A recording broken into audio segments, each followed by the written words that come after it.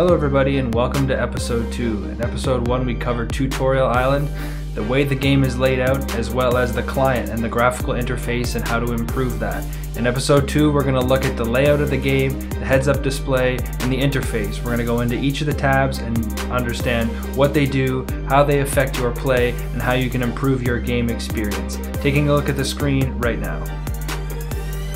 Okay, so if you follow the resizable classic layout that I showed last time that is my preference, your screen will look something like mine. If it doesn't, however, each of these tabs will look very similar, they just might be in a different position. So we're going to start on the first tab, and that is your inventory. Most likely, if you've made it through Tutorial Island and explored the mainland a little bit, you understand how inventory slots work. There are a total of 28, and certain items you'll notice are stackable, such as runes, which can be seen here with the example of 1000 air runes, 1000 law runes, 1000 coins, and as well as arrows. The inventory slot is pretty simple and is most likely already figured out by a new player by obtaining items and then dropping items as they progress through the game. Next, and to the right of that tab, is the Worn Equipment tab. The Worn Equipment tab is one of the most important tabs that a player will use. This represents the slots that hold your armor and also has options such as the View Equipment Stats, View Guide Prices, items kept on death, and a member's item that you could use later that is called Call Follower, and that is for if you have a pet to make sure that they find you if they've become separated. Under your Equipments tab, your Worn Equipments tab, you will have your armor. You can take your armor off here as shown, and when you place your armor back on, it will appear back under this tab. One of the most important items is to look at the View Equipment Stats. For new players, open up this window and you can see attack bonus, defense bonus, as well as other bonuses. And this is what is represented by the equipment you are wearing. As you will see, as you add or remove equipment, these numbers change. These numbers are represented under different attack styles. So for melee weapons, you will have stab, slash, and crush weapons. Please take note of this bonus when we move into the Combat Styles tab, but for now it is important to note that if you want to have a high stab bonus, you should use a stab weapon, and you can check each weapon you use back at this viewer. So if you specifically are trying to use a range attack against a boss or NPC later on, you can come back to this tab and look at the range bonus that you are providing. If you are trying to use a magic style, you can come back here. You will notice that when I am wearing full armor, my magic style is negative, which means if I was to cast a spell, I'm going to have a negative effect on that attack. So you want to use magic here that is going to boost your magic level. As I said, please take note of stab, slash, and crush when we move into the Combat Styles tab. Each of these squares are what are referred to as slots, and you will hear as you progress through the game people refer to items as best in slot. That isn't something you should concern yourself as a new player. It is just important to know what people are talking about when they say in slot. Now, as a new player, this is a lot to take in, and in the next video I will take a further look at the gear you should be wearing. But you do have the option right now to look at the wiki, which I'll put a link to on the screen, and look at things that are called amulets. The amulet slot is very useful providing early bonuses, such as the Amulet of Strength, the Amulet of Defense, the Amulet of Power, and the Amulet of Glory. I will go in much more depth in another video, but if you want, you can go to the link on the screen, that is the wiki, and search these amulets up and understand how they are going to affect your stats, and they are greatly going to boost your training. Next, after the View Equipment Stats, you have the View Guide Prices. This is a tool that is going to tell you what each item you are carrying or items in your bank are worth. This is a useful viewer for determining what the value of your, say, raw materials that you've collected or items you've picked up off the ground killing early NPCs before you might know what their actual worth is. This will also help you understand the items that you're carrying and what you will be lost on death. So the third button here are the items that you will keep upon your death. As an early player, your most valuable items will be kept. It is important to note that stackable items such as runes and money will not be kept, as they count as the individual piece, as in one, and not the total stack that is carried. So you will take your one singular item that has the most value, and there will be 3 of those that are counted. These are useful tools as you progress on through the game, but these are not something you should rack your brain with right now. It is just important as you start to buy your better gear, as you earn more money. If you are going into a boss fight such as the Dragon Slayer quest or the Demon Slayer quest, if for chance you were to die, these are the items you will keep and these are the items you will lose. So it is important to know what you are risking. You don't want to risk your entire bank on one fight and then be disappointed and get frustrated. Moving on to the next tab, and that is the prayer tab. If you're a brand new player and have not played this game before, this tab and the skill prayer might confuse you. But the important thing to note early on is that your prayers are bonuses. So each prayer has a bonus that provides to your attack. If you are trying to be more defensive, you can use prayers like thick-skinned. As your prayer level increases, you will get better versions of these prayers.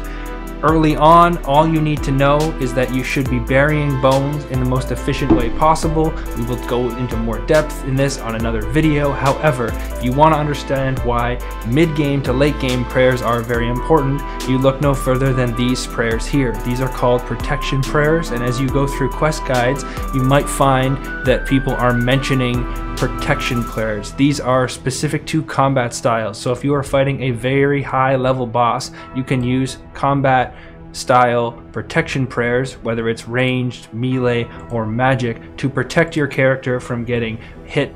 And lastly, moving to the right of the screen, you have your spellbook. These are the spells that you are able to cast, granted that you have the magic level that is high enough, as well as the runes in your inventory. And runes will be shown if you have the green writing versus the red writing, meaning you do not contain it. It is important to note that you have spells in your book that are transportation related, such as the teleports. The Varrock teleport at level 25 magic is very important for new players because that will bring you from the starting area of Lumbridge to the second major city where a lot of quest starts are located, as well as the Grand Exchange, and that is Varrock, level 25 magic. Now moving on to the left of the inventory tab, and the first one is the blue here. That is the quest list under the sub tab blue. We're not going to talk about these 3 here because these are not necessarily important at this stage in the game, but quests are, however. So you will see a list of items. If you are a free-to-play player, which is most likely, you will see all of the quests here that are available to you under free-to-play. The red titled quests mean that the quest has not been started, green means the quest is complete, and yellow means the quest is ongoing. If you click one of the red items, it'll tell you a little bit about the quest. First, where to start the quest. Secondly, any level requirements for the quest, and also quests that have to be completed prior to starting this quest, so you get a little information. However, if you're planning to start a quest, I recommend to you that you first go to the wiki and look at the requirements and read through the quest, and then also look at mediums such as YouTube for visual quest guides on how to complete the quests. Quests are a big part of the game and a big part of early skilling. We will cover this in a later video. However, quests are one of the quickest way to get your levels up early, which is very, very beneficial to creating a speedier approach to the game. Next, to the left of the quest is the skills tab, and here are all the skills that are available in the game. Some are restricted to free-to-play players. For free-to-play players, you will see grayed out skills for things such as agility, herblore, and thieving. Those skills aren't applicable to you in the free-to-play areas because the free-to-play areas are restricted to only the free-to-play skills. Skills include such as woodcutting, fire making, cooking, fishing, smithing, mining, as well as all the combat skills are available in free-to-play. You will see in further videos how to train these specifically, and you've probably been exposed to most of these on Tutorial Island, as well as your early on adventures through the game. The way to see and understand each skill is to click on it and you will see this viewer. So for the attack skill, you can see the weapons that are available to you to wield. We will cover attack and combat weapons in a further video. However, here's an example of what you will see when you open this up. For skills such as woodcutting, you will see the trees that are available to you at each level and levels that unlock the next tree, as well as other items such as the axes you can use and the equipment as your levels progress, as well as other things like transportation around the game and quest items.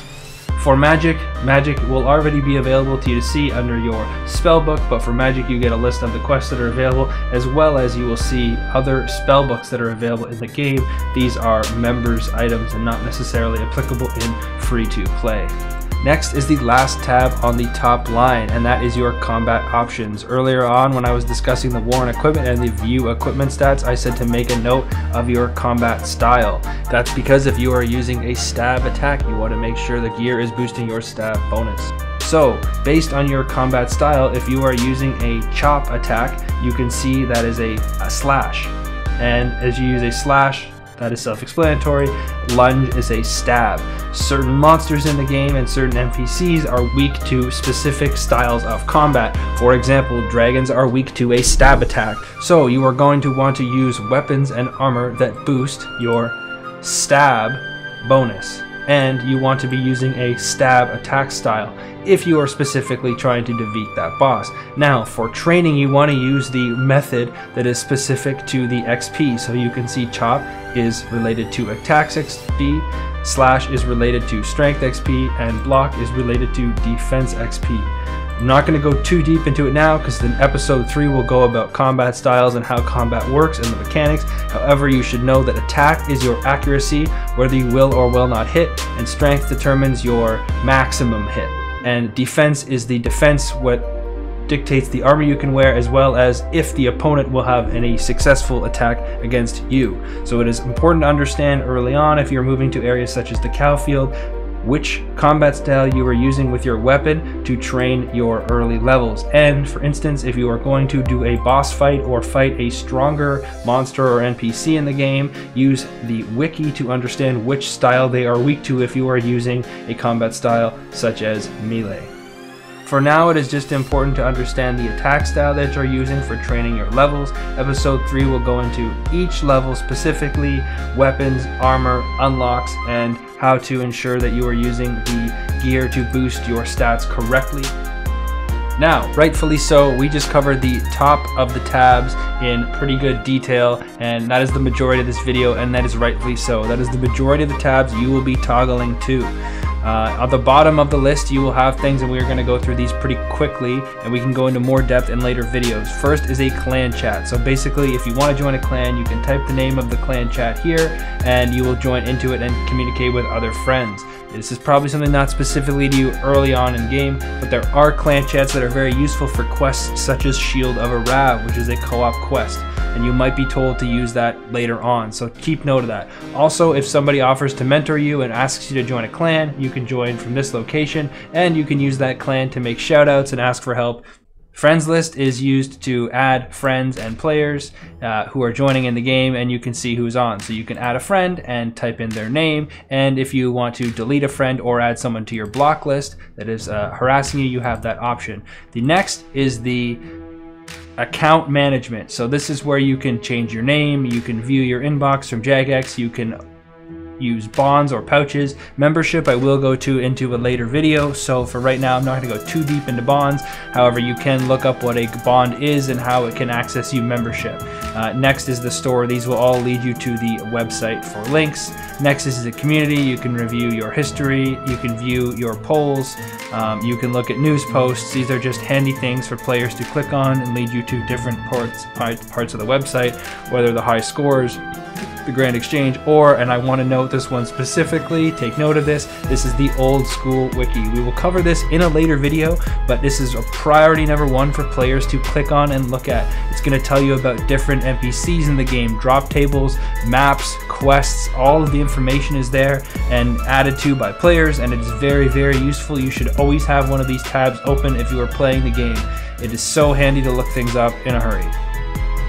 Next would just be the log out and the world switcher if you want to switch worlds. For instance, I see a lot of players on free-to-play worlds using just the initial world that you start out in and not switching to other worlds. If you're killing cows and want some privacy or want some space or just the increased number of NPCs available, you can use the world switcher and switch to a world. Try to use a world that is local to your area. However, if you're not doing anything very intense, it is not necessarily an issue to switch. There are worlds that are specific to certain minigames such as Wintertide, Wilderness Pecan, and you can see what these are on the edge of the world. Next is your settings tab, and these are different settings that can control your volume in the game. This can control the brightness of your screen and your layout, which we covered in the first video, as well as your click options. First off, I'm going to note that you should have your accept aid turned off.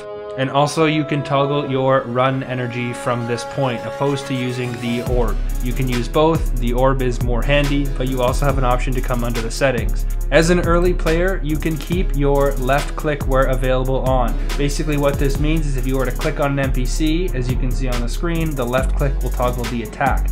As you get to further on in the game and quests and areas where there's monsters, you might not want to misclick an attack because they are very high level. I recommend that as a player you switch this to right click. Always right click. There are instances where the left click option is more efficient, and that's why mine are on left click now. If you're doing mini games like LMS, or you're doing AFK combat training on cows, for instance, or in Members World sand crabs, there isn't a risk here, and it's better to have it on left click options. But for a player, and we will follow this in other videos with right click specifically in the wilderness, you do not want to misclick a player in the wilderness, but that's not a big concern for new players right now. So under this tab, this is the more in-depth one, we're going to go into all settings. Now here you can adjust your game layout. You can have the option to hide the roofs. As you can see here, this roof disappeared and you can see into the different houses. Personally, I like to have the roofs on. I think it's a better graphic feel. One thing I want to note is the scroll wheel can change the zoom. I think you should always have this turned on. That's just my opinion, but it allows you to zoom in and out with ease because you are going to need to zoom in certain instances and see the screen better. You should also get in a habit, this should be a priority for you as a new player, and getting in a habit of using the scroll wheel to zoom in and out, as well as clicking the scroll wheel down to move the camera around, opposed to using the arrow keys.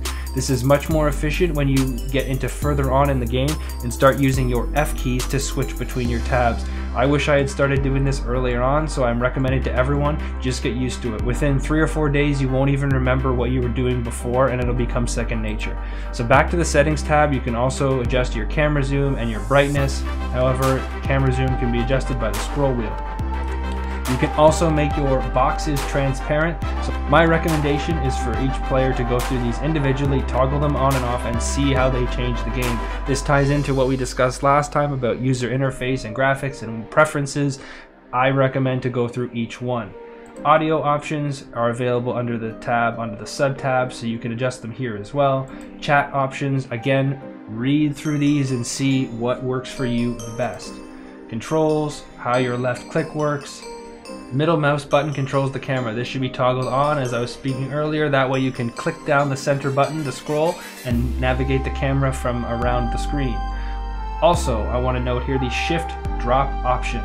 This might not something you want to turn on right away if you're not used to the game and you're not used to the keyboard and you're worried about dropping something important, but shift drop means you can hit the shift key and drop a full inventory of items by clicking. So 1, 2, 3, 4, 1, 2, 3, 4, 1, 2, 3, 4. See, in that instance it's asking me if I want to drop it. I don't want to drop those because they're valuable. No, don't drop it. But it'll allow you, if you had a full inventory of logs, to click 28 times and drop them, opposed to right clicking and then hitting the drop key. Gameplay, you can read through all these, but these are very irrelevant for new players. And here you can see the keys that will activate individual tabs, and it is very important early on to set these up. I recommend to take it to some time and figure out how you play the game. If you're a gamer and you're used to using F keys and have a specific way in other games, set it up specific to you. Me personally, I'm left-handed and like to have my left hand at the top of the keyboard. So I use the F1, F2, and F3 to cycle through the inventory, my prayer, and my mage book, and escape to activate my combat style so I can activate my special attack for my weapons. These are member options, so special attack aren't applicable to you, but it is important to have your prayer, spellbook, and inventory, and we will cover this in later episodes and you'll understand, but get used to this method now.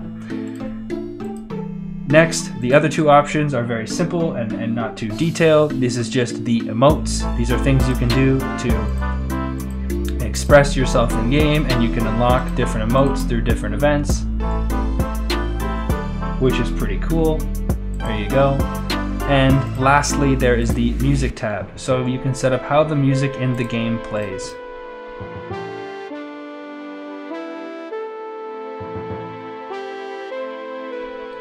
Well everyone, that brings us to the end of episode 2. That was a lot of information to take in, and feel free to go back through the video and watch it a little bit slower to understand some of the more complicated parts. As I noted, the first row of tabs is definitely the most important, and those should be the most familiar with you. If you've enjoyed the video, like, comment, subscribe. If you have any questions, feel free to leave a comment or stop by my Twitch channel. When we return in episode 3, we're going to take this account that you see on the screen now. This is the brand new account that we used in the first video, and we're going to start doing some combat. We're going to look at combat styles, we're going to look at gear, and we're going to bring this account up to around, you know, level 20, level 30, and you're going to get a picture on how to get those levels quick, and we're going to understand combat in a much more hands-on manner. Thanks for tuning into my videos, and we'll see you next time.